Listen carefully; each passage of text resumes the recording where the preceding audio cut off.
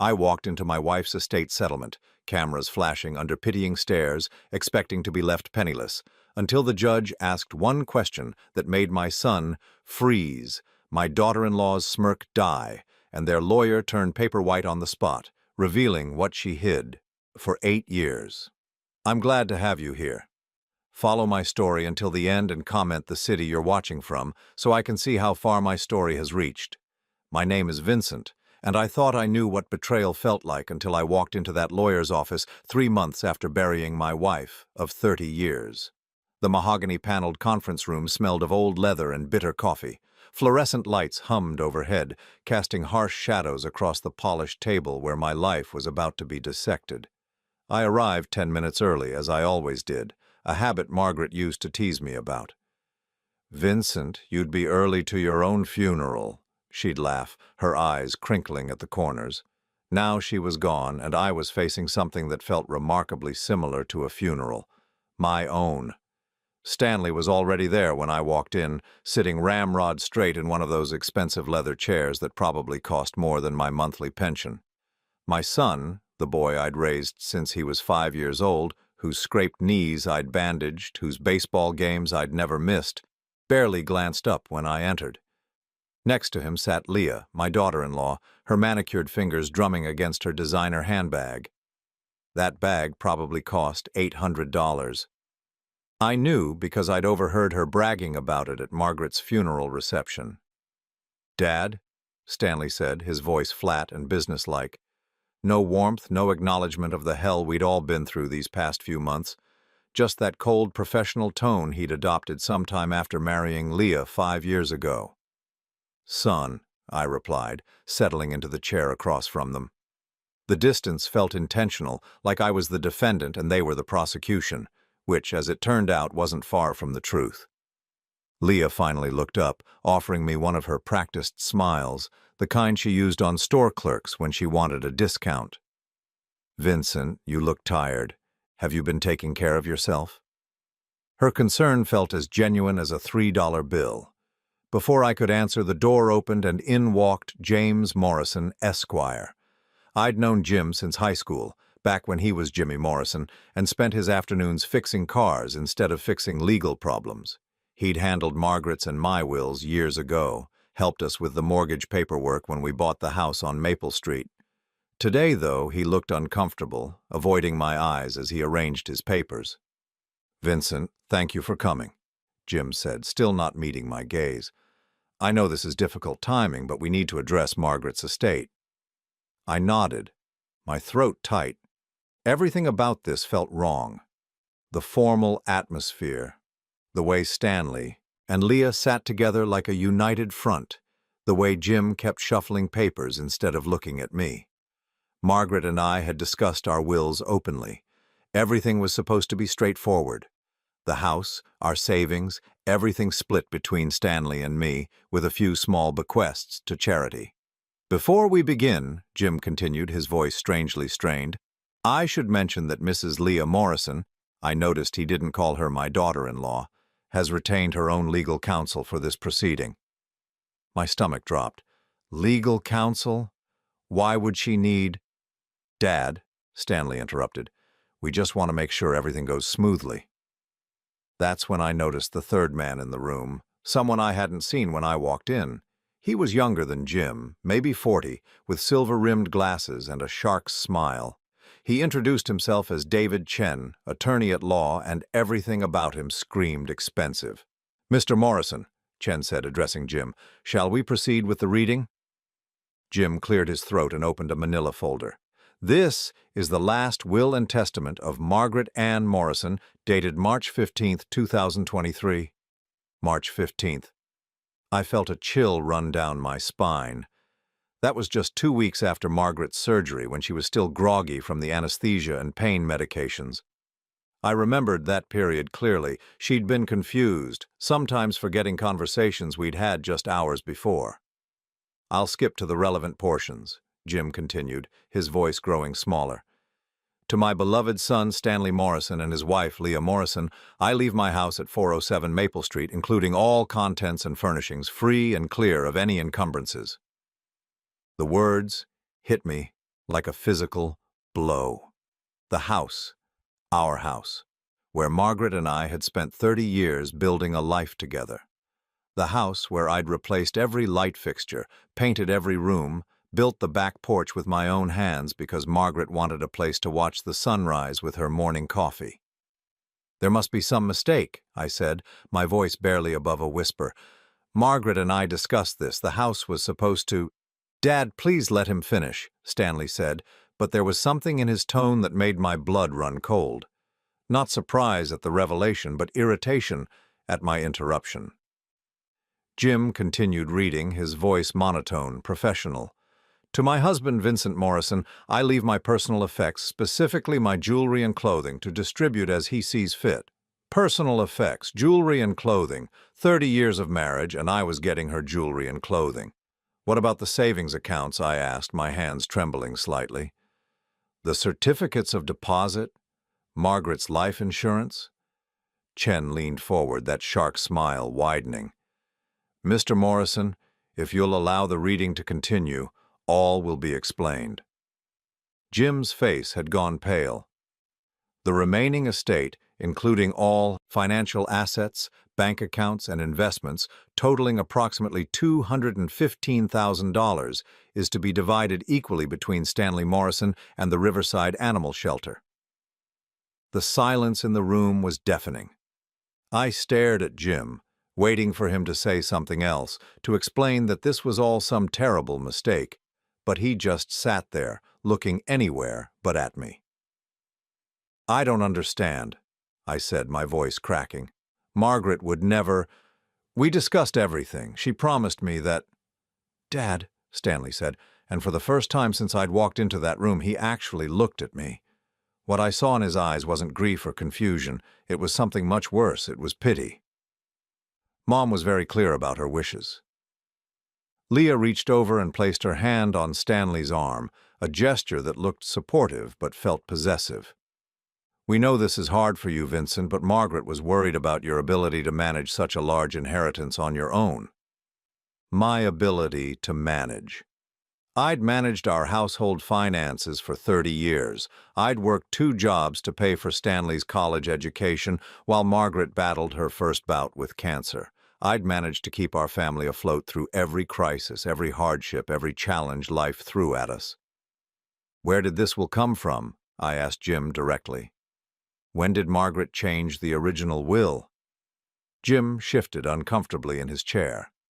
"Mrs. Morrison came to my office on March 15th and requested the changes. She was quite insistent." "March 15th, I repeated.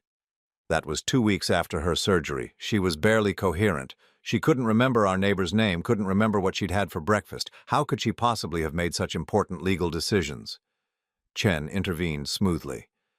"Mr. Morrison, I understand your distress, but Mrs. Morrison's mental faculties were evaluated by a qualified physician before any changes were made to her will. She was deemed fully competent to make these decisions." "What physician?" I demanded. Dr. Roberts never mentioned any cognitive evaluation. "A private consultation," Chen replied vaguely. "The documentation is all in order." I felt like I was drowning. Everything I'd thought I knew about my life, my marriage, my family was crumbling around me. The house where I'd planned to live out my remaining years, the financial security Margaret and I had built together, even my relationship with my own son, all of it was slipping away. "I want to see the will," I said, my voice stronger now, fueled by growing anger. "I want to see Margaret's signature." Jim hesitated, then slid a document across the table. I picked it up with hands that shook despite my efforts to control them. There it was, Margaret's signature at the bottom of the page. But something about it looked wrong. The loops were too wide, the slant too pronounced. Margaret had beautiful penmanship, precise and careful. This signature looked hurried, almost shaky. "This doesn't look like Margaret's normal signature," I said, looking up at Jim. "People's handwriting can change when they're under stress or medication," Chen said dismissively. "It's quite common." Stanley cleared his throat. "Dad, I know this is difficult, but fighting this won't bring Mom back. She made her decision. We need to respect that." I stared at my son, This man I'd raised, this boy who used to crawl into bed between Margaret and me during thunderstorms. When had he become so cold? When had he started looking at me like I was a problem to be solved rather than his father? "You knew," I said quietly. "You both knew about this before today." Leah's perfectly manicured fingers tightened around her handbag. Margaret discussed her concerns with us, yes. She wanted us to be prepared. Her concerns about what? Stanley and Leah exchanged a look, one of those wordless communications that married couples develop, but this wasn't the comfortable communication Margaret and I had shared. This was calculating, strategic. "Dad, you have to understand," Stanley said. "Mom was worried about you. After she got sick, you became so dependent on her for everything. She was afraid that if something happened to her, you wouldn't be able to take care of yourself."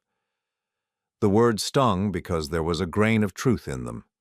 Margaret had handled our social calendar, our meal planning, much of our day-to-day organization, but that wasn't dependency, that was partnership. That was 30 years of two people learning how to move through the world together. "So she decided to leave me with nothing?" I asked. "No security, no home, nothing to show for 30 years of marriage?" "You're not left with nothing," Leah said, her voice taking on that patronizing tone she used when she thought she was being helpful. "You have your pension, your social security, and we're not throwing you out immediately. You can stay in the house for 60 days, Stanley finished. "That should give you time to find an apartment, something more manageable." 60 days. 2 months to pack up 30 years of my life and find somewhere else to live on $1,800 a month. I thought about the back porch I'd built, the garden Margaret and I had planted together, the memories embedded in every corner of that house. Jim was shuffling papers again, clearly eager to end this meeting. "Vincent, I'm sorry, I know this isn't what you expected. If you want to contest the will, you certainly have that right, but it would be expensive," Chen interrupted smoothly, "and time-consuming. And ultimately, given the clear documentation of Mrs. Morrison's wishes and mental competency, likely unsuccessful."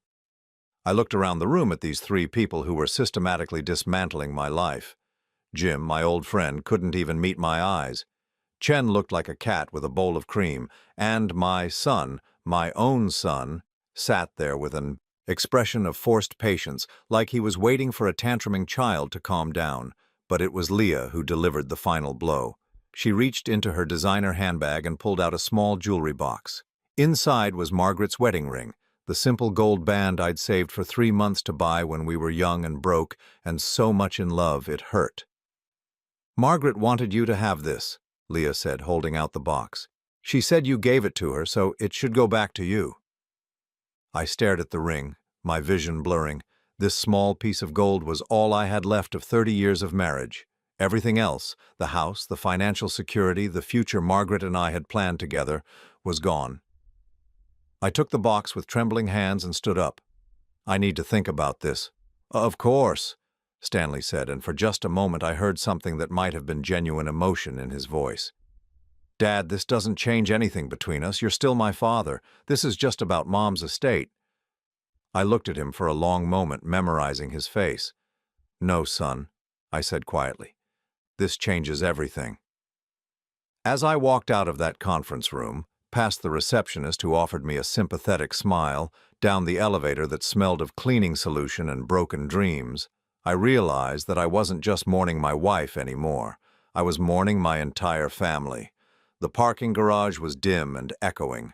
I sat in my truck for 20 minutes, staring at the jewelry box in my hands, before I finally understood what had really happened in that room. This wasn't just about an inheritance. This wasn't about Margaret's final wishes. This was about power.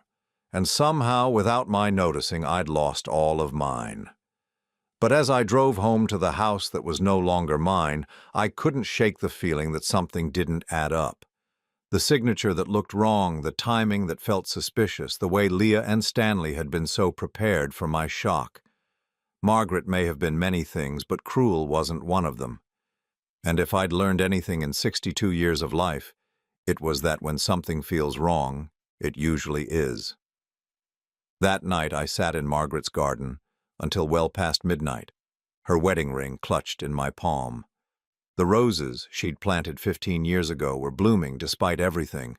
White Elizabeths, her favorites, glowing like ghosts in the moonlight. I'd built the garden bed for her when her first cancer went into remission, and she'd said it was a symbol of new life, new hope. Now it felt like a monument to everything I was about to lose. I kept replaying the meeting in my head, trying to understand how everything had gone so wrong so quickly. The Margaret I knew, the woman who'd held my hand through my father's funeral, who'd stayed up all night with me when Stanley had pneumonia as a child, who'd looked at me with such love even during her final weeks, that woman wouldn't have left me with nothing. She wouldn't have. But then again, I was beginning to realize how little I actually knew about what had been happening in my own family. The signs had been there for months, maybe years. I just hadn't wanted to see them. It started after Stanley married Leah in 2017. Before that, my son and I had been close. Not in that backslapping, fishing every weekend way some fathers and sons are, but in the quiet way of two men who understood each other. He'd call every Sunday, stop by for dinner at least twice a month, help me with projects around the house. Leah changed that slowly, so gradually I didn't notice until it was already done. At first, she was charming. She'd compliment Margaret's cooking, ask about my work at the construction company, even offer to help with dishes after dinner. But there were small things, little comments that felt like pinpricks. Stanley works so hard all week, maybe he needs his weekends to relax instead of coming over here. Or, you know, Vincent, Stanley mentioned he feels guilty that you and Margaret do so much for him. Maybe it's time to let him be more independent. Margaret noticed it too, though she never said anything direct. She'd just get quieter after Leah's visits, more thoughtful. Once, about a year after they married, she said to me, "I think Leah feels like she has to compete with us for Stanley's attention." "That's ridiculous," I'd replied. "We're his parents, she's his wife. There's room for everyone." But Margaret had given me one of those looks, the kind that said she knew something I didn't. "Some people don't see it that way, Vincent. Some people think love is a zero-sum game." I should have paid more attention to that conversation. I should have paid attention to a lot of things, like the way Stanley stopped calling every Sunday. First it was every other Sunday, then once a month, then only on holidays. When I asked him about it, he'd say he was busy with work, or that Leah had plans for them, or that he figured I didn't really need to hear from him so often. "We're not going anywhere, Dad," he'd say when I expressed concern. "We're just living our own lives." But it felt like more than that. It felt like I was being systematically edited out of his life. The real change came when Margaret got sick again in 2019. Her cancer came back with a vengeance, and suddenly our world narrowed to doctor appointments, treatment schedules, and the exhausting routine of fighting for her life. Stanley was supportive, or at least he appeared to be. He'd visit Margaret in the hospital, bring flowers, sit with her during chemo sessions when I had to work. But Leah always had opinions about Margaret's care. "Are you sure Dr. Roberts is the best oncologist?" she'd ask. "My friend's mother went to this specialist in California who had amazing results with experimental treatments." "The treatment center here is one of the best in the state," I'd explain. "Dr. Roberts has been treating cancer for 20 years. "But wouldn't it be worth getting a second opinion? Stanley and I could help research other options." At the time, I thought she was being helpful. Now I wonder if she was planting seeds of doubt, making me question whether I was doing enough for my wife. The experimental treatments Leah found were expensive, not covered by insurance, requiring travel, costing tens of thousands of dollars. Margaret was hesitant, but Leah was persuasive. "If it were my mother, I'd want to try everything," she'd say. "Money shouldn't matter when it comes to saving someone's life." So we tried them. We spent our savings on treatments that promised miracles but delivered nothing except false hope and empty bank accounts. By the time Margaret's condition stabilized enough for her surgery in 2022, we'd spent over $60,000 chasing cures that didn't exist. Margaret was devastated by the financial impact. "Vincent, I'm so sorry," she'd say. "We've spent everything, and for what?" "For you," I'd tell her. "For the chance to have more time together. The money doesn't matter." But it did matter, especially to her. Margaret had always been proud of our financial stability, the way we'd built something together from nothing. Losing our savings to chase false promises broke something in her that went deeper than the cancer. The surgery, in February of 2022, was supposed to be routine, removing some scar tissue that was causing problems. But something went wrong with the anesthesia, and Margaret came out of it confused and disoriented. For weeks afterward, she struggled with memory issues, forgetting conversations, losing track of time, sometimes not recognizing me at first when she woke up. Dr. Roberts assured us it was temporary, a side effect of the medications and the stress her body had been under. "Give it time," he said. "The brain needs time to heal." During that period, Leah was constantly around. She'd bring soup, help with Margaret's medications, stay with her when I had to run errands. I was grateful for the help, especially since I was exhausted from months of being the primary caregiver. "You look terrible, Vincent," Leah would say. "When's the last time you had a full night's sleep? Let me stay with Margaret tonight. You need to take care of yourself too." It was during one of those nights in March that Margaret apparently went to see Jim Morrison about changing her will. I know because I found the appointment card in her purse weeks later, tucked behind her insurance cards. March 15th, 2:30 p.m., Morrison Law Office. I confronted her about it when I found the card. This was in April, when she was feeling better, more like herself again. "Margaret, what's this appointment card? Did you go see Jim about something?" She stared at the card for a long moment, her brow furrowed in concentration. "I don't remember going to see Jim," she said finally. "Was I supposed to? This card is from March 15th. It has your name on it." She shook her head slowly. "March is still fuzzy for me, Vincent. I don't remember a lot from that time. Maybe I made the appointment and forgot to go." But the appointment had been kept. Someone had signed my name in Jim's appointment book that day. Someone who looked enough like Margaret to fool a receptionist, but who wasn't quite Margaret. I should have investigated further. I should have called Jim, asked questions, demanded answers.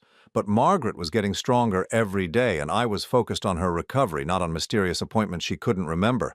Now I wished I'd paid attention. Now I wished I'd questioned everything. Sitting in the garden that night after the will reading, I forced myself to remember other things I'd overlooked, like how Stanley had started asking detailed questions about our finances during Margaret's illness. "Dad, do you and Mom have everything organized? Wills, insurance papers, bank account information?" "Of course we do. Jim Morrison handled all of that years ago." "But have you updated anything recently? With Mom being sick, maybe you should review everything, make sure it's all current." "Why would we need to change anything?" Stanley would shrug, as if it were just a casual suggestion. "I don't know. People's priorities change. Maybe Mom has thoughts about how she wants things handled." Leah would nod along. "My grandmother changed her will 3 times in her final years. She wanted to make sure everything reflected her current wishes." These conversations always felt natural at the time, like they were just being thoughtful about our family's future, but now they felt calculated, like they were fishing for information. There were other things too. The way Leah had started organizing Margaret's medications, insisting it would be easier if everything was in one place. The way she'd volunteered to drive Margaret to appointments, even when I was available. The way she'd started answering Margaret's phone sometimes when Margaret was resting. "Oh, Vincent's not here right now," I'd heard her say once when I was actually in the next room. "Can I take a message?" When I asked her about it later, she'd laughed it off. "Margaret was sleeping and you were in the shower. I was just trying to help." But it felt like more than help. It felt like control. The most troubling memory came back to me as I sat there in the cold garden air. It was from Margaret's final week when she was in hospice, care at home. She'd been drifting in and out of consciousness, but during one of her lucid moments she'd grabbed my hand with surprising strength. "Vincent," she'd whispered, "I need to tell you something important." "What is it, sweetheart?" "About the money, about what Leah said, I don't remember." But before she could finish, Leah had walked into the room with a cup of tea. "Margaret, you should rest." she'd said gently. Save your energy. Margaret had looked frustrated, like she was trying to hold on to a thought that was slipping away. There was something about papers, she'd said, something I was supposed to sign. Leah had sat down on the edge of the bed, her voice soothing. You don't need to worry about papers now. Everything's taken care of. Margaret had closed her eyes, and when she opened them again, that moment of clarity was gone. She never brought it up again. At the time, I'd thought Leah was being kind, helping Margaret not to worry about practical matters during her final days. Now I wondered what Margaret had been trying to tell me. As dawn broke over the garden, I made a decision. I wasn't going to accept what had happened in that conference room. I wasn't going to quietly pack up my life and disappear into some small apartment to live out my remaining years in poverty and isolation. Margaret hadn't betrayed me. I was as certain of that as I was of my own name, which meant someone else had, and I was going to find out who. I picked up my phone and dialed a number I'd found online the night before. Henderson Investigations, a voice answered. How can I help you? I need help proving my wife's will was forged, I said, my voice steadier than it had been in months. And I think I know who did it. The sun was fully up now, warming the garden where Margaret's roses bloomed in defiant beauty. I touched one of the white petals, thinking about new life, new hope, new possibilities. I wasn't going to let them win, not without a fight.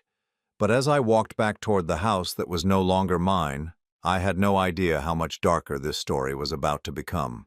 2 weeks later, I found myself sitting in Judge Patricia Hamilton's courtroom, my hands folded tightly in my lap to keep them from shaking. The marble floors echoed with footsteps, and afternoon sunlight streamed through the tall windows, casting long shadows across the polished wooden benches. Despite the grandeur of the setting, I felt small and out of place. Henderson Investigations had done good work. Tom Henderson, a former police detective with 30 years of experience, had spent those 2 weeks digging into every detail of Margaret's final months. What he'd found was enough to raise serious questions about the will's authenticity. But as my own lawyer, Sarah Chen, no relation to Stanley's shark, had warned me, proving forgery in court was a different matter entirely. Vincent, she'd said during our final preparation meeting, we have enough to create reasonable doubt, but David Chen is going to fight this every step of the way. He's got a reputation for being ruthless, and he's already filed motions to dismiss based on the time limits for contesting wills. I looked across the courtroom to where Stanley and Leah sat with their legal team. My son wore his best suit, the navy blue one Margaret had bought him for his wedding. Leah was dressed conservatively, her usual flashy, jewelry replaced with simple pearl earrings and a modest watch. They looked like the grieving family, while I probably looked like the bitter old man trying to steal from his own son. The irony wasn't lost on me. Judge Hamilton was in her 60s, with silver hair pulled back in a neat bun and reading glasses that she kept adjusting as she reviewed the papers in front of her. She had a reputation for fairness, but also for impatience with frivolous lawsuits. Sarah had warned me that we'd have one chance to present our case before the judge decided whether to throw it out entirely. "All rise," the bailiff called, and we stood as Judge Hamilton took her seat. "This is the matter of Morrison versus Morrison," she said, her voice carrying easily through the courtroom. "We're here to address a petition to contest the will of Margaret Ann Morrison, deceased. Mr. Chen, you're representing the beneficiaries?" David Chen stood smoothly, his expensive suit and confident demeanor radiating competence. "Yes, Your Honor. We're here on behalf of Stanley Morrison and Leah Morrison, the primary beneficiaries of the deceased's will. We believe this contest is without merit and ask that it be dismissed." "Ms. Chen," Judge Hamilton said, turning to my lawyer, "you're representing the contestant?" Sarah stood, her posture straight but not arrogant. "Yes, Your Honor. We represent Vincent Morrison, the deceased's husband of 30 years, who believes the will in question is not authentic." Judge Hamilton nodded and put on her reading glasses. "I've reviewed the preliminary motions. Mr. David Chen, Your clients are asking for dismissal based on the statute of limitations. That's correct, Your Honor. Texas law requires will contests to be filed within 2 years of the will being admitted to probate, but more importantly, within 90 days of receiving notice of the will's contents. Mr. Morrison was present at the reading on April 8th and didn't file this contest until 23 days later, well beyond the reasonable time frame for such actions. I felt my heart sink. Sarah had explained this hurdle to me, but hearing it in court made it feel insurmountable. Sarah stood again. Your Honor, while the contest was filed 23 days after the will reading, there are exceptional circumstances that justify the delay. Mr. Morrison is alleging fraud, which under Texas law extends the time limits for contesting a will. Additionally, evidence of the alleged forgery only came to light through investigation that began after the will reading. What evidence? Judge Hamilton asked, her tone neutral but interested. Sarah glanced at me and I gave her a small nod. Your Honor, we have a handwriting analysis that suggests the signature on the will is not consistent with the deceased's normal handwriting. Additionally, we have evidence that Mrs. Morrison was heavily medicated and experiencing cognitive difficulties at the time the will was allegedly signed. David Chen was on his feet immediately. Objection, Your Honor. Any handwriting analysis would need to be conducted by a court-approved expert, and the medical records clearly show that Mrs. Morrison was competent when she signed the will. Mr. Chen, Judge Hamilton said, this isn't a trial yet. I'm trying to determine whether there's enough evidence to proceed. She turned back to Sarah. Ms. Chen, you mentioned cognitive difficulties. Do you have medical documentation? We do, Your Honor. Dr. Roberts, Mrs. Morrison's oncologist, has provided records showing that she experienced significant disorientation and memory loss following her surgery in February of 2022. The will was allegedly signed on March 15th during this period of documented cognitive impairment. I watched David Chen's face carefully. For just a moment, I saw something flicker across his expression, not quite panic, but definitely concern. Judge Hamilton was quiet for a moment, studying the papers in front of her. Then she looked up, her gaze moving between the two legal teams.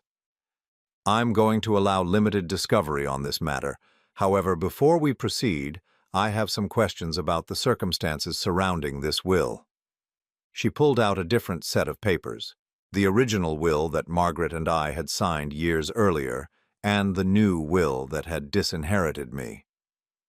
Mr. David Chen, your clients are alleging that Mrs. Morrison came to Mr. Morrison's office. She nodded toward Jim Morrison, who was sitting in the gallery looking thoroughly uncomfortable, on March 15th and requested these specific changes to her will. That's correct, Your Honor. And she was accompanied by someone that day? David Chen hesitated. I noticed he glanced quickly at Leah before answering. I believe she was accompanied by her daughter-in-law who helped her with transportation due to her recent surgery. Judge Hamilton nodded slowly. I see. And Mr. Morrison, she was addressing Jim now, you witnessed Mrs. Morrison's signature on this will? Jim stood up slowly. He looked like he'd aged 10 years since Margaret's funeral. Yes, Your Honor. How long have you known Mrs. Morrison? About 25 years, Your Honor. I've been the family's attorney for most of their marriage. And in your professional opinion, did she seem competent to make these legal decisions on March 15th? Jim was quiet for a long moment. Too long. She seemed determined, Your Honor. That's not what I asked, Mr. Morrison. Did she seem competent? Another pause. She was accompanied by her daughter-in-law who helped explain some of the changes she wanted to make. Judge Hamilton's expression sharpened. Mr. Morrison, I need a direct answer. In your professional opinion, was Margaret Morrison mentally competent to make these legal decisions on March 15th, 2023? The courtroom was completely silent. I could hear my own heartbeat in my ears. Jim looked across the room at me, and for just a moment I saw the man I'd known for 40 years, not the lawyer, not the professional, but Jimmy Morrison, who used to help me work on cars behind his father's garage. Your Honor, he said quietly, I had concerns about her mental state that day. David Chen shot to his feet. Objection! Mr. Morrison is not qualified to make medical determinations about— Overruled, Judge Hamilton said sharply. Mr. Morrison, please continue. Jim took a deep breath. Mrs. Morrison seemed confused about some basic facts. She couldn't remember our previous conversations about her estate planning. At one point, she asked me why Vincent, her husband, wouldn't inherit the house they'd shared for 30 years. When I explained that was what she was requesting, she seemed surprised. I felt tears prick my eyes. That sounded like the Margaret I knew. But she signed the will anyway? Judge Hamilton asked. Her daughter-in-law explained to her that this was what she wanted, that they had discussed it extensively. Mrs. Morrison seemed to defer to her judgment. Judge Hamilton was quiet for a long moment, studying the signatures on both wills. Then she asked the question that changed everything. Mr. Morrison, you said Mrs. Morrison's daughter-in-law helped explain the changes. Was the daughter-in-law present when Mrs. Morrison actually signed the document? Yes, Your Honor. In the same room? Yes, Your Honor. Where exactly was she standing? Jim hesitated, and I saw David Chen tense up beside his clients. She was standing directly behind Mrs. Morrison's chair. And where were you? I was across the desk, Your Honor. Judge Hamilton leaned forward. So the daughter-in-law had a clear view of the signature as it was being written. Yes, Your Honor. And access to Mrs. Morrison's hand as she signed? The implications of the question hung in the air like smoke. I saw Leah go pale, saw Stanley turn to look at his wife with a confused expression. Your Honor, David Chen said, I object to this line of questioning. There's no evidence of any impropriety. Mr. Chen, Judge Hamilton interrupted, I'm trying to establish the circumstances under which this will was signed. Mr. Morrison, please answer the question. Jim nodded slowly. Yes, Your Honor. Mrs. Morrison's daughter-in-law was positioned where she could have guided her hand during the signature. The silence in the courtroom was deafening. I looked at Stanley, saw the confusion in his eyes turn to something else, suspicion, maybe even horror. Judge Hamilton removed her glasses and cleaned them carefully.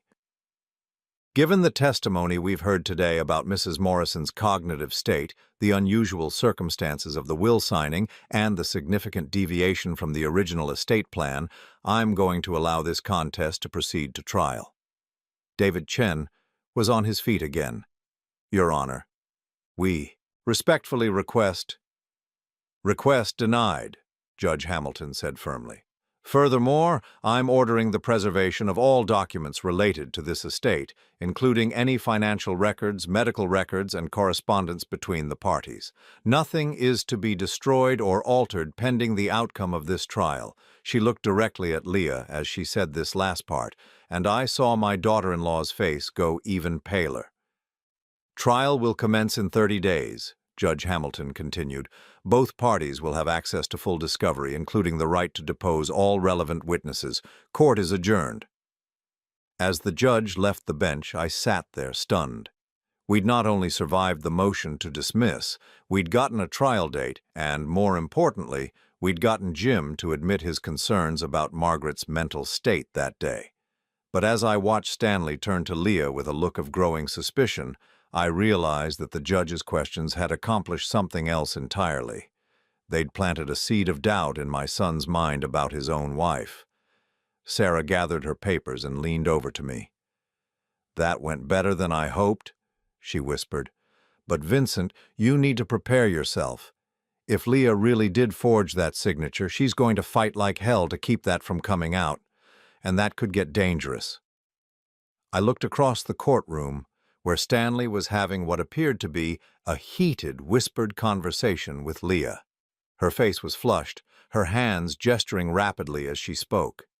Stanley's expression was growing darker by the moment. As we filed out of the courtroom, I heard Leah's voice rising slightly. Stanley, you can't possibly believe— I don't know what to believe anymore, my son replied, his voice tight with anger and confusion. Walking down the courthouse steps into the afternoon sunshine, I felt something I hadn't experienced in months. hope. But I also felt something else, a growing certainty that the real truth about Margaret's death was much worse than I'd imagined, and that Leah Morrison was more dangerous than any of us had realized. The call came at 6:30 in the morning, 3 days after the court hearing. I was sitting at my kitchen table drinking coffee and staring at the stack of financial documents Sarah had asked me to gather for discovery when my phone rang. "Vincent, it's Tom Henderson. You need to get down to my office right away." There was something in the investigator's voice that made my stomach clench. "What did you find?" "Not over the phone. How soon can you be here?" 30 minutes later, I was sitting across from Tom in his cramped office above a Chinese restaurant on 5th Street. The smell of sesame oil and soy sauce drifted up through the floorboards, mixing with the scent of old coffee and cigarettes. Tom looked like he hadn't slept. His usually neat desk covered with documents, photographs, and what looked like bank statements. "Vincent," he said, pouring himself another cup of coffee with hands that weren't quite steady. "I've been doing this for 30 years, and I've never seen anything quite like this." He spread out a series of documents in front of me. "Remember how you told me about those expensive treatments Leah suggested for Margaret? The ones that cost you over $60,000? I nodded, my throat tight. "What about them?" "Well, I did some digging into the medical billing for those treatments." He pointed to a bank statement. "Look at this deposit into Leah's personal checking account, March 22, 2022, $22,000. I stared at the numbers, not understanding. "What does this have to do with—" "Vincent, that money came from the account for Advanced Cancer Solutions, one of the treatment centers Leah recommended for Margaret." The words didn't make sense at first. I read the bank statement again, trying to process what Tom was telling me. "Are you saying—" "I'm saying Leah Morrison was getting kickbacks from the treatment centers she recommended. Every time she sent a patient there, she got a percentage of what the family paid." The coffee in my stomach turned to acid. "She was making money from Margaret's cancer?" Tom nodded grimly. "But that's not the worst part." He pulled out another set of documents. "I tracked down the handwriting expert your lawyer wanted. Dr. Elizabeth Ward, she's one of the best in the country. She compared the signature on Margaret's will to samples of her authentic handwriting from bank documents, medical forms, Christmas cards." He slid a report across the desk. "Vincent, that signature on the will? It's not just inconsistent with Margaret's normal handwriting, it's a traced forgery." I felt like I was falling. "Traced?" "Someone took an authentic signature of Margaret's and traced over it, trying to make it look natural. Dr. Ward can tell because of the pressure patterns, the hesitation marks. When someone traces a signature, they have to go slowly, and that shows up in the line quality." Tom pulled out a magnified photograph of the will's signature. "See these spots where the ink is heavier? Those are pause points where whoever was doing the tracing stopped to check their work. Margaret's real signatures flow naturally. This one doesn't." I stared at the photograph, seeing the evidence of deception laid out in black ink. Someone had sat down with Margaret's real signature and carefully traced over it, forging her final wishes. "But that's still not the worst part," Tom continued. I looked up at him, not sure how much more I could take. "What else?" He pulled out a thick folder. "I've been going through Margaret's medical records, trying to establish a timeline of her cognitive issues. I found something that doesn't make sense." Tom opened the folder and spread out medical bills, prescription records, and appointment schedules. According to her oncology records, Margaret was supposed to receive a specific combination of pain medications after her surgery. But look at these pharmacy records.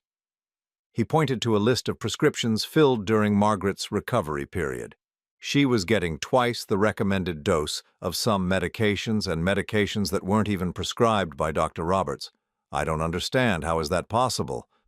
Someone was filling additional prescriptions at different pharmacies, using Margaret's insurance information but not going through her primary physician. Tom's expression was grim. "Vincent, I think Margaret was being deliberately over-medicated during the period when that will was signed." The room seemed to spin around me. "You're saying someone was drugging my wife?" "I'm saying someone was making sure she was too confused to understand what she was signing, and I think I know who." Tom pulled out one more document, a prescription record from a pharmacy across town. This prescription for additional pain medication was picked up on March 14th, the day before Margaret allegedly went to see the lawyer. It was filled by someone using Margaret's insurance card, but it wasn't Margaret who picked it up. How do you know? Because the pharmacy has security cameras, and the person who picked up that prescription was Leah Morrison. I sat back in my chair, my mind reeling. The scope of what Tom was telling me was staggering. Not only had Leah forged Margaret's signature on the will, but she'd been systematically drugging my wife to make her more compliant, more confused, easier to manipulate. "There's more?" Tom said quietly. "I found records of other activities on Leah's bank accounts that don't match her supposed income, deposits from medical equipment companies, pharmaceutical suppliers, even a medical transport service." "Vincent, I think Leah's been running some kind of scheme, using sick people to generate money." "How many people?" "I've found evidence of at least 8 other families over the past 4 years, all elderly, all dealing with serious medical conditions, all steered toward expensive treatments that may not have been necessary." I thought about all the times Leah had been so helpful during Margaret's illness, so knowledgeable about treatment options, so eager to research alternatives. I'd thought she was being a caring daughter-in-law. Instead, she'd been turning my wife's suffering into profit. "Does Stanley know?" I asked. Tom shook his head. "I don't think so. From what I can tell, Leah kept this completely separate from her marriage. She even has a separate post office box where all the medical company correspondence goes." "So my son had no idea his wife was running a medical fraud scheme and poisoning his mother?" "No, I don't think he did." I sat there in silence, trying to process the enormity of what I'd learned. Margaret hadn't betrayed me by changing her will. She'd been drugged, confused, and manipulated into signing a forged document. Her own daughter-in-law had been profiting from her illness while pretending to care for her. "What do we do now?" I asked. Tom gathered up the documents. "We turn this over to your lawyer and let her decide how to proceed. But Vincent, you need to understand, this isn't just about contesting a will anymore. This is criminal fraud, possibly attempted murder if we can prove the over-medication was intentional. Leah Morrison is looking at serious prison time if this all comes out." "Good," I said, and I meant it. "But she's not going to go down without a fight. And she's got Stanley convinced that you're the problem, that you're trying to steal his inheritance out of bitterness. When this all comes out, it's going to destroy your son's world." I thought about Stanley, about the way he'd looked at Leah with growing suspicion after the court hearing. Maybe it's time his world was destroyed. Maybe he needs to see what he married. Tom nodded. "I'll call Sarah Chen and set up a meeting. We need to get this information to the authorities as soon as possible." I stood up to leave, then turned back. "Tom, how did you figure all this out? How did you know to look at the pharmacy records?" He smiled grimly. "Because I've seen this before, just not on this scale. My own mother was scammed by someone similar, a woman who befriended elderly cancer patients and then convinced them to try expensive treatments that didn't work. The difference is, that woman just took their money and disappeared. Leah Morrison married into your family and decided to make it a long-term business." "How long do you think she's been planning this?" "Since before she married Stanley, I'd guess. She targeted your family specifically, a successful middle-class family with aging parents and substantial assets. Stanley was her way in, but you and Margaret were always the real prizes." I walked out into the morning sunshine feeling like I'd been hit by a truck. Everything I'd thought I knew about my family, about Margaret's final months, about my son's marriage had been a lie. Leah hadn't just stolen my inheritance, she'd stolen Margaret's final months of peace, poisoned her mind with unnecessary medications, and turned her death into a business opportunity. But as I drove home, I realized something else. For the first time since Margaret's death, I felt like I had a clear enemy to fight against. Not grief, not confusion, not the slow erosion of old age and loss. Something concrete, something I could battle. Leah Morrison had made one critical mistake. She'd underestimated the depth of love between a man and the woman he'd spent 30 years building a life with. She'd assumed I would quietly accept my losses and fade away. She was about to learn how wrong she'd been. My phone rang as I pulled into my driveway. It was Stanley. "Dad, we need to talk." His voice sounded different, strained, maybe even scared. "What about, son?" "About Leah, about Mom, about things that aren't adding up." I closed my eyes, feeling a mixture of relief and dread. "What kind of things?" "Can you come over tonight? Leah's at her book club so we can talk privately." "I'll be there at 7. After I hung up, I sat in my truck for a long time, staring at the house that would soon no longer be mine. Tomorrow, Sarah would present Tom's findings to the court. Leah's world would start crumbling, and Stanley would have to face the truth about the woman he'd married. But tonight, for the first time in months, my son wanted to talk to me. And maybe, just maybe, I could start getting my family back, even if it meant destroying everything Stanley thought he knew about his life. Stanley's house looked different when I pulled up that evening. The same suburban colonial with the manicured lawn and expensive landscaping that Leah had insisted on, but somehow it felt smaller, more fragile, like a stage set that might collapse if you looked at it too closely. My son opened the door before I could knock. He looked terrible, hollow-eyed, unshaven, wearing the same clothes he'd had on in court 3 days earlier. This wasn't the polished, successful man who'd sat across from me in that conference room and watched me lose everything. This was someone whose world was cracking apart. "Dad," he said, stepping aside to let me in, "thanks for coming." The living room was a shrine to Leah's expensive taste. White leather furniture that cost more than most people's cars. Abstract art that looked like someone had sneezed paint onto canvas. Crystal vases filled with flowers that were replaced twice a week, whether they needed it or not. Everything perfect, everything cold. Stanley gestured for me to sit, then began pacing back and forth in front of the fireplace. "I've been thinking about what that lawyer asked in court," he said without preamble, "about Leah being behind Mom when she signed the will." I waited, not trusting myself to speak.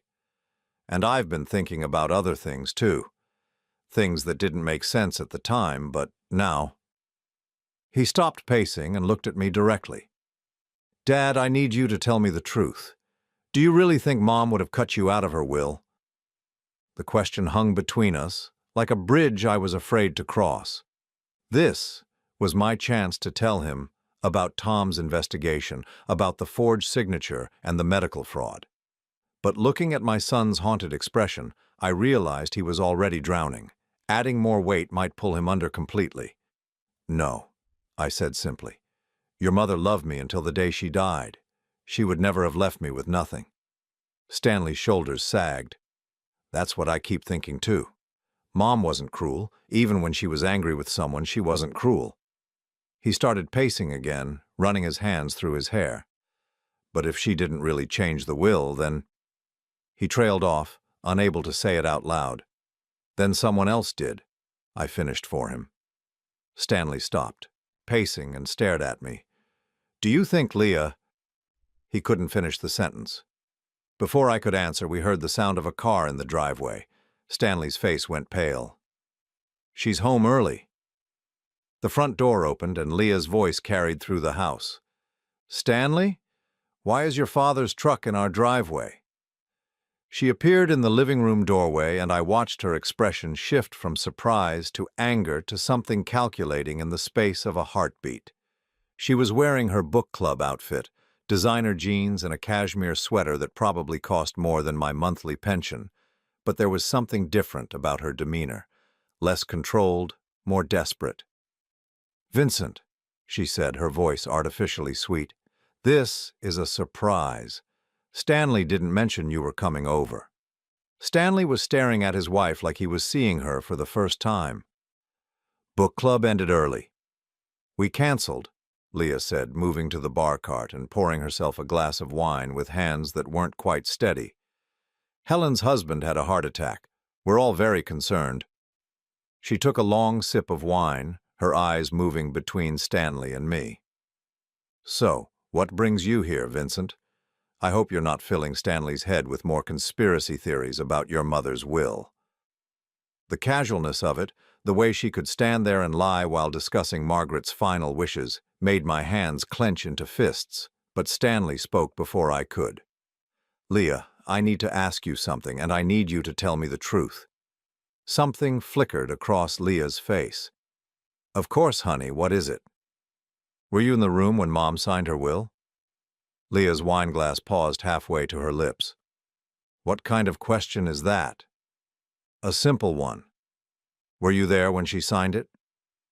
"Stanley, you're scaring me. Why are you asking this?" "Because the lawyer in court said you were standing behind Mom's chair when she signed. He said you could have guided her hand."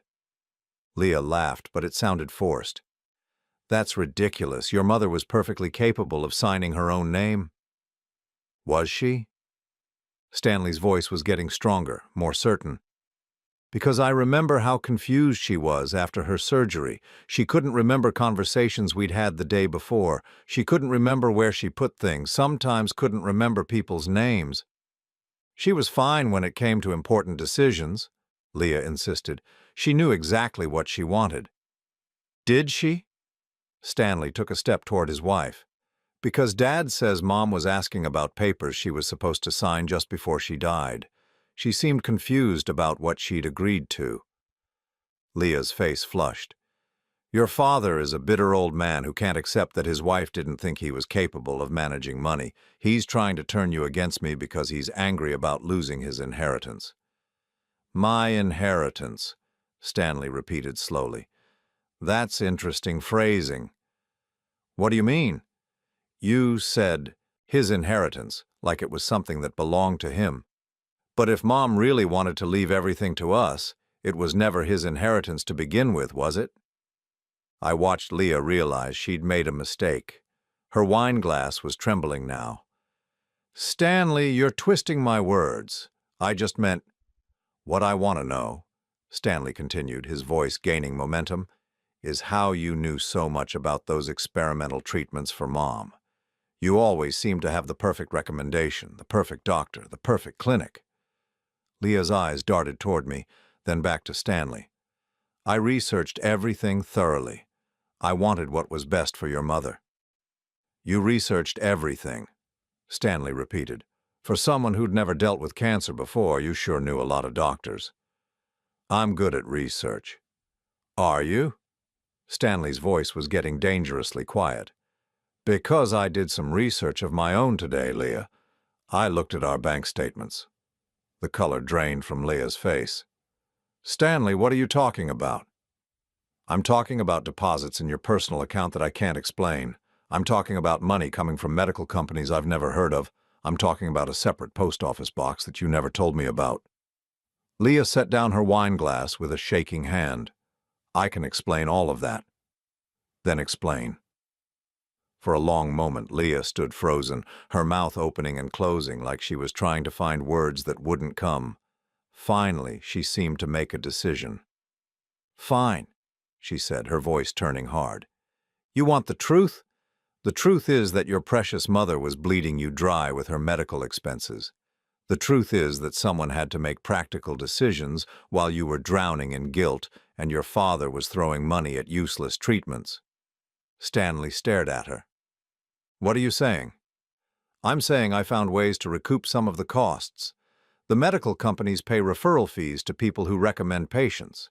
I was making sure we didn't go bankrupt caring for someone who was going to die anyway." The silence in the room was deafening. I felt sick to my stomach, but also strangely relieved. Leah was finally showing her true face. Stanley's voice, when he spoke, was barely a whisper. "You were making money from my mother's cancer." "I was protecting our financial future," Leah snapped. "Someone had to think practically. You were so busy being the devoted son, and your father was so busy playing the martyr husband, that neither of you was thinking about what this was costing. So you decided to profit from her suffering. I decided to make the best of a terrible situation." Stanley turned away from his wife and looked at me. "Dad, is there more?"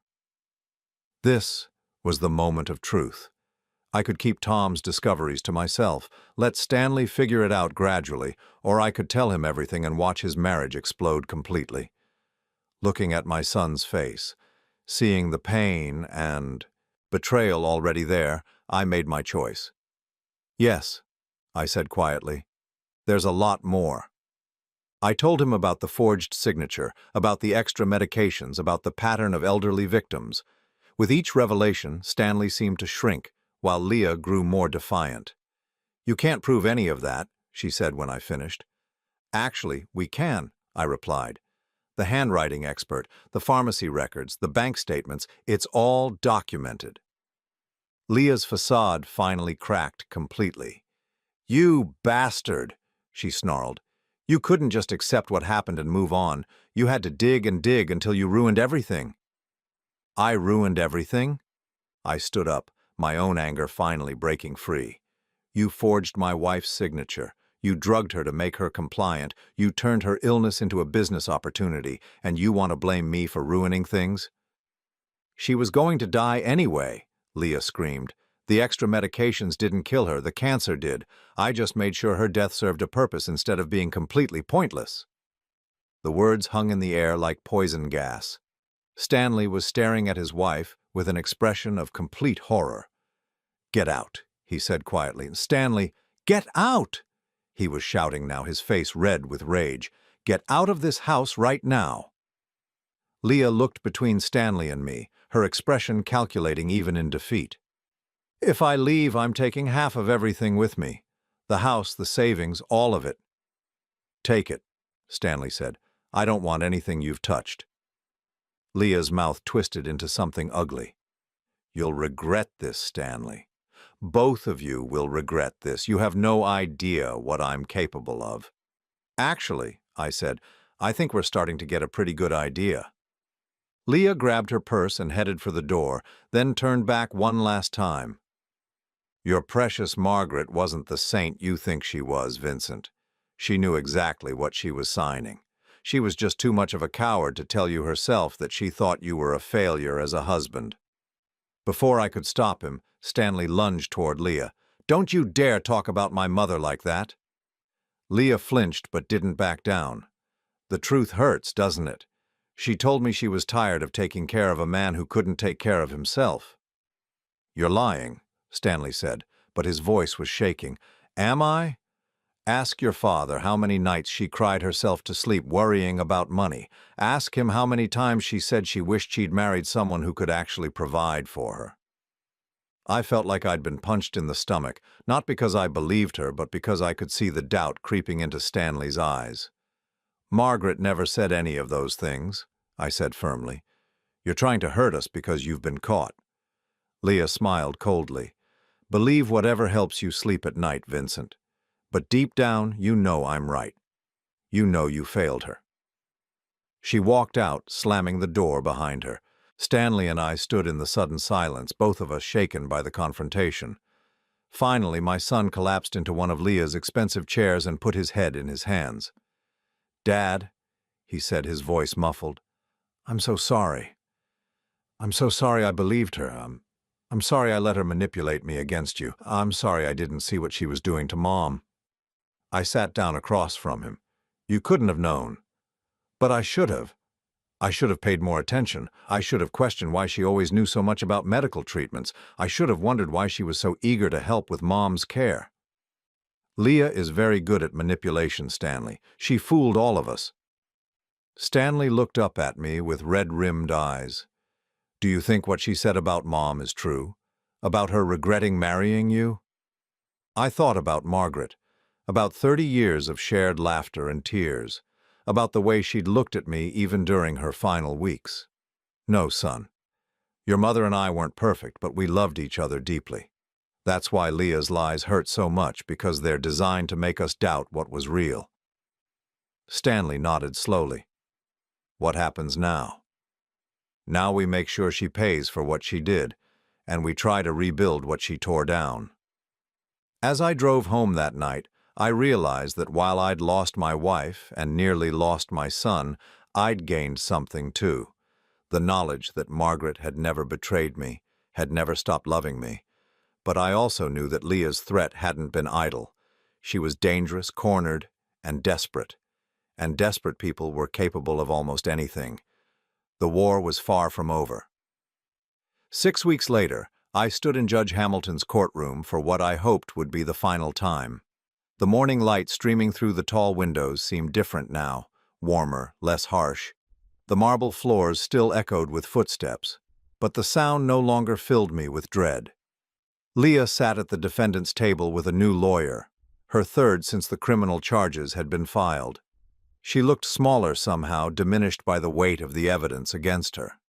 Gone were the designer clothes and expensive jewelry. Today she wore a simple gray suit, her hair pulled back severely, her face pale and drawn. Stanley sat beside me in the gallery. We'd spent the past month rebuilding our relationship, talking through years of manipulation and misunderstanding. It hadn't been easy. There were moments when the damage felt too deep to repair, but we were trying. Margaret would have wanted us to try. "All rise," the bailiff called, and Judge Hamilton entered for the final hearing. Sarah Chen had warned me this moment would feel anticlimactic after everything we'd been through. The criminal case against Leah was proceeding separately, with charges of fraud, forgery, and elder abuse that would likely put her in prison for years. Today was just about the will, about getting back what had always been mine. But sitting there, watching Judge Hamilton review the evidence one final time, it felt like everything. It felt like justice for Margaret, vindication for our love, proof that 30 years of marriage hadn't been erased by one woman's greed. "In the matter of Morrison versus Morrison," Judge Hamilton began, "this court has reviewed extensive evidence regarding the authenticity of the will dated March 15, 2023. She paused, looking over her reading glasses at the assembled parties. "The evidence presented shows conclusively that the signature on this will was forged, traced from an authentic signature of the deceased. Furthermore, evidence shows that Mrs. Margaret Morrison was deliberately over-medicated during the period when this will was allegedly signed, rendering her unable to make competent legal decisions." I felt Stanley's hand squeeze my shoulder. "Additionally," the judge continued, "evidence presented during discovery reveals a pattern of financial fraud perpetrated by the defendant, Mrs. Leah Morrison, targeting elderly cancer patients and their families. While these criminal matters are being addressed separately, they speak to motive and character in this civil proceeding." Judge Hamilton removed her glasses and looked directly at me. "Mr. Vincent Morrison, this court finds that the will dated March 15, 2023 is invalid due to forgery and fraud. The previous will, dated June 10, 2015, is hereby reinstated as the valid last will and testament of Margaret Ann Morrison." The words I'd been waiting months to hear. The house was mine. The savings were mine. Margaret's true wishes had been honored. But as I sat there feeling the weight of victory, I realized something had changed in me. The man who'd walked into that lawyer's office months ago, desperate and broken, wasn't the same man sitting in this courtroom today. "Furthermore," Judge Hamilton continued, "this court is ordering full restitution to Mr. Morrison for legal fees and costs associated with this fraudulent contest. Additionally, any assets currently held by Mrs. Leah Morrison that can be traced to the fraud perpetrated against the Morrison family are to be returned immediately." Leah's lawyer leaned over to whisper something to her, but she shook her head slightly. She was looking at me across the courtroom, her expression unreadable. "Mrs. Leah Morrison," Judge Hamilton said, "you will surrender all keys, access codes, and claims to the Morrison family home immediately. You are also enjoined from contacting any member of the Morrison family or interfering with their lives in any way. Violation of this order will result in immediate contempt charges." "Yes, Your Honor," Leah said quietly. As the judge concluded the proceedings and court was dismissed, I expected to feel triumphant. Instead, I felt something quieter, more profound. Peace. Sarah gathered her papers and smiled at me. "Congratulations, Vincent, you're going home." Outside the courthouse, Stanley and I stood on the steps together, neither of us quite ready to leave. The afternoon was warm, with the kind of golden light that makes everything look like a painting. "Dad," Stanley said finally, "I know I can't undo the past months. I can't take back the pain I caused you or the way I betrayed Mom's memory, but I want to try to make things right." I looked at my son, really looked at him, and saw the boy who used to help me in the garage, who used to fall asleep on my shoulder during long car rides.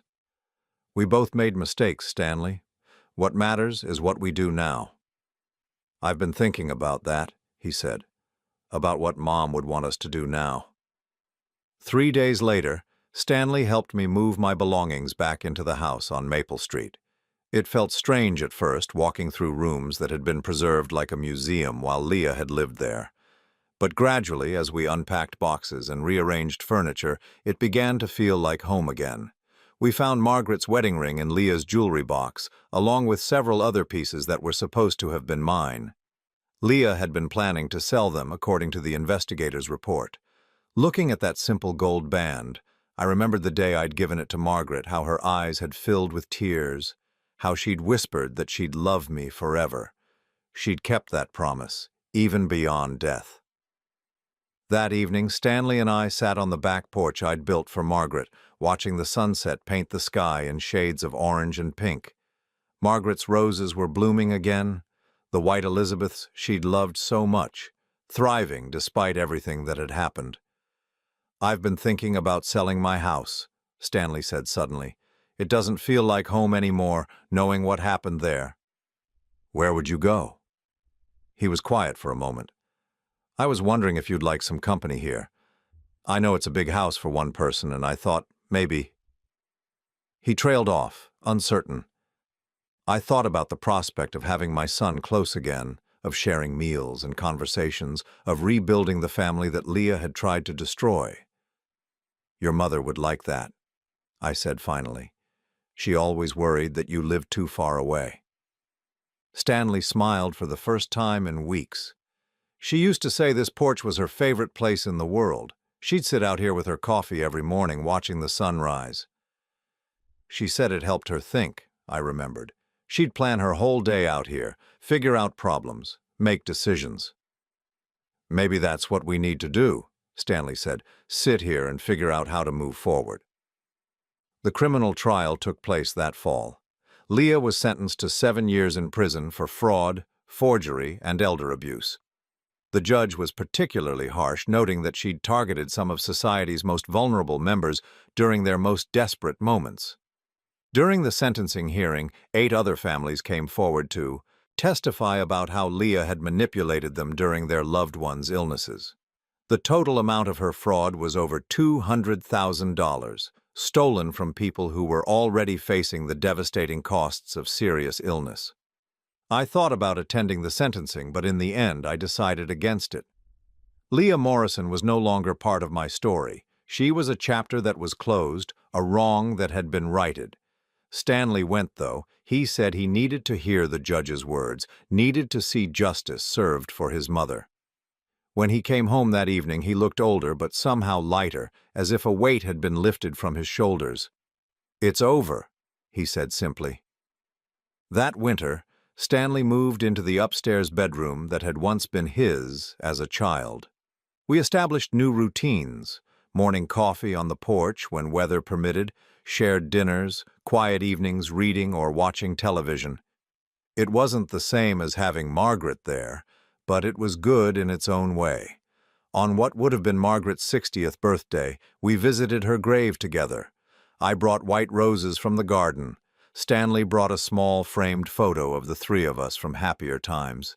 Standing there in the quiet cemetery, I told Margaret about everything that had happened, about the trial and the victory and Stanley coming home. I told her I was sorry it had taken so long to uncover the truth. Sorry she'd had to endure Leah's manipulation during her final months. Stanley placed his hand on the headstone. "I'm sorry too, Mom," he said quietly. "I'm sorry I didn't protect you from her." As we walked back to the car, Stanley asked me something that had been weighing on my mind too. "Do you think Mom knew? At the end, do you think she understood what Leah was doing?" I thought about Margaret's final week, about that moment when she'd tried to tell me something about papers and signatures before Leah had interrupted. "I think she suspected something," I said. "I think she was trying to warn me, but she didn't have the strength to fight it." "But she fought in the end, didn't she?" Stanley said. "By making sure there was enough evidence for us to find the truth." I looked at my son, surprised by the insight. "What do you mean?" "The appointment card in her purse. The fact that she asked Dr. Roberts to document her cognitive issues after surgery. Even that moment you told me about when she tried to tell you about the papers. It's like she left us clues." I'd never thought about it that way, but Stanley was right. Even in her confusion and weakness, Margaret had been thinking ahead, leaving breadcrumbs for us to follow when we were ready to see them. 6 months after the trial ended, I made a decision that surprised even me. I established a foundation in Margaret's name, using the money we'd recovered from Leah's fraud. The Margaret Morrison Foundation provides support and advocacy for families dealing with serious illness, helping them navigate the medical system and avoid the kind of predatory schemes that had targeted us. Stanley helped me set it up, using his business skills to handle the legal and administrative details. It felt right turning our pain into something that could help others. Margaret would have approved. On a warm spring morning, almost 2 years after that devastating day in the lawyer's office, I sat on the back porch with my coffee, watching the sunrise paint the sky in soft pastels. Margaret's roses were blooming more beautifully than ever, and I could hear Stanley moving around in the kitchen getting ready for another day at the foundation office. My phone rang, a call from Sarah Chen with an update about another case involving medical fraud. These calls came regularly now. Our victory had opened doors for other families fighting similar battles. As I ended the call and settled back into my chair, I felt something I hadn't experienced in years: contentment. Not happiness exactly. Margaret's loss would always be a hollow place in my heart, but a sense of rightness, of purpose fulfilled. The house around me was full of memories, good and bad, but the bad ones were fading, overwhelmed by the knowledge that love had triumphed over greed, that truth had prevailed over lies, that family, real family, had endured. Margaret's wedding ring sat on the small table beside my chair, where I'd placed it every morning since moving back home. I picked it up and held it to the light, watching it catch the sunrise. "We did it, sweetheart," I whispered to the morning air. "We won." And for the first time since losing her, I felt like she was smiling back.